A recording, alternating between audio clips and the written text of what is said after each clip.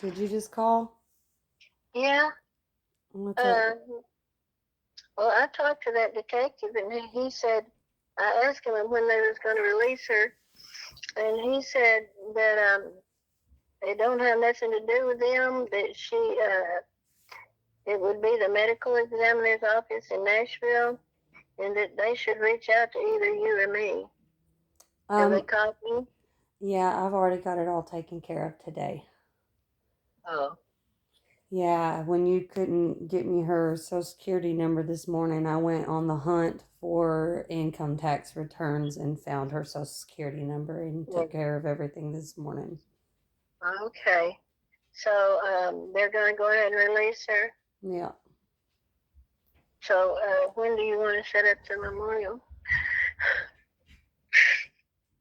Um, I'm not for sure yet. I got a lot going on. She won't even be to Clarksville till tomorrow sometime. I have no idea when. Julie, What? do you know anybody that would have got her a phone? A detective told us that she had a phone. No, he said somebody told him that she had a cell phone. Do you know anything about that? Just the daddy told me she had a phone. Y'all found a No. phone in her room.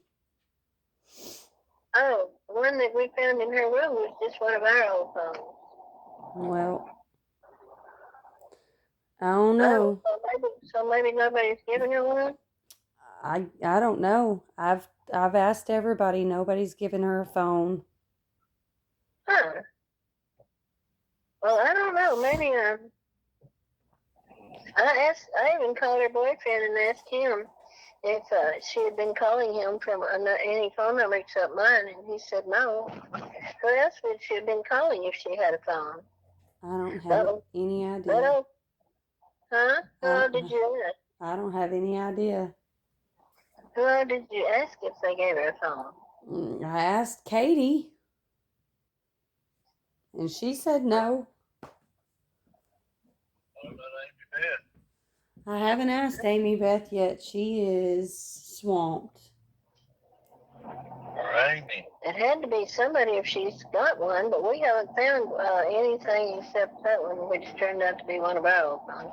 And all it could call would be, 911.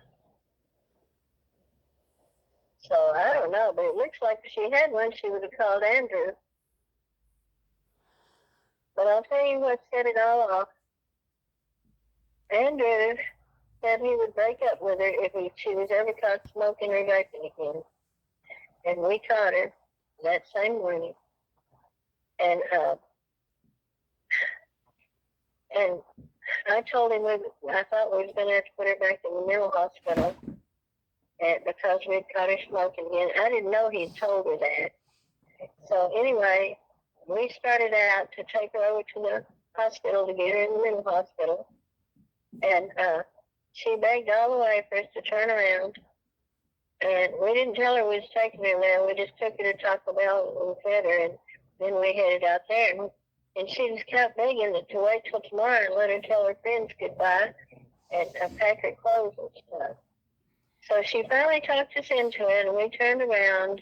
She seemed better then, and everything seemed like fine.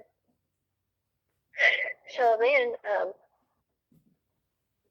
she found out. She asked me, she said, "Did you tell Andrew that you caught me smoking again?" And I said, "Yes." And she said, "Oh my God, he's dumping me now. I know he is." And I said, "No, he probably won't." I said, "We can get you something to help you get off of it." And she said, "No, I know he will, because he's caught me several other times, and this time he said it would be over for good." And so about the mental hospital, she said Andrew told her that if she goes in the mental hospital, he won't wait for her.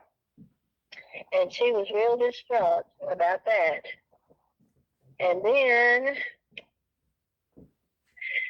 right before it happened, Katie called, and I had on speakerphone in my room, and I didn't know Jasmine could hear.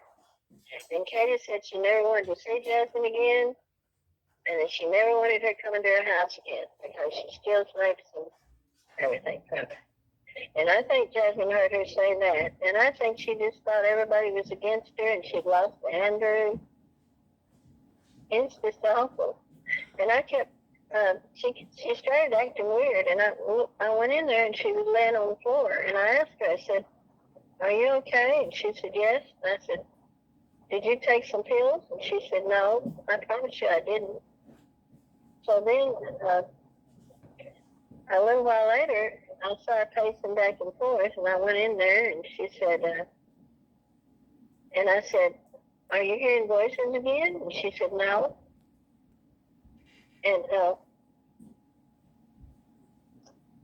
And I asked her, "Are you suicidal? Are you feeling suicidal?" And she said, "No." So then she slammed her door, and I went in there and I opened it, and she was sitting on the floor beside her bed, and she looked real angry. And I asked her what was wrong, and she said she was really mad at Andrew. So I told her, leave your door open because, we need to be able to check on you. And as soon as I walked out, she got and slammed the door too. So I went right back and opened it. And every time I would leave out, she would slam the door back, and I'd have to go open it again. And I thought she was just being oppositional because she told me, "Get out of my room." And so I kept going and opened the door back, and this went on for like an hour and a half. And so I went to get me a drink of water, and I told her I'd be right back. And that's when it happened. I should never have left that room. I should have known she was real upset, but I never dreamed anything. I never dreamed she even would know where that gun was. Where was it? I thought it was locked up.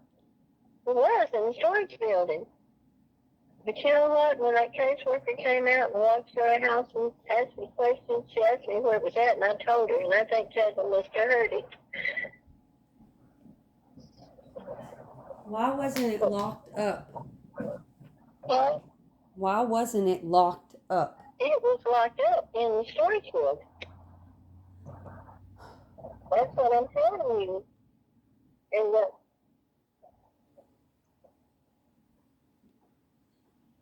I don't know, we even put a key lock on our bedroom door. She stole the key to our bedroom door. She really asked me about it. Huh? This is like a week or 2 weeks ago. What? You sound like you're a million miles away from the phone. Don't speak her in me. I don't know. But I never dreamed she was that scout. I never dreamed she was I got a question. Why did you have the gun loaded? Well, the bullets, I guess, might have been in the clip. Magazine, but it was in the house head of the building in Springfield. Both of them? We had done everything to take care. And I wanted to put her in the middle hospital, but you kept saying, "Oh, you put her in there because they couldn't handle it." You didn't realize how second girl is. What? You take care of me, so I'll just talk to you. What gun did she use? She used the one that we always had. You got several. Did she use the big pistol or the little pistol? The little pistol we haven't had in a long time. She used the big one.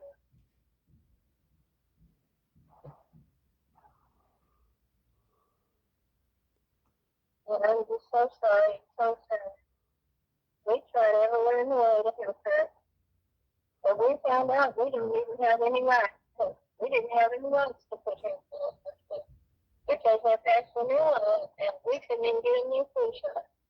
We took them to get their flu shots, and we was told that the new law says the repair after the place was going to be. You should take it off a speakerphone because I can't hear a damn thing you're saying. Sounds like you're underwater.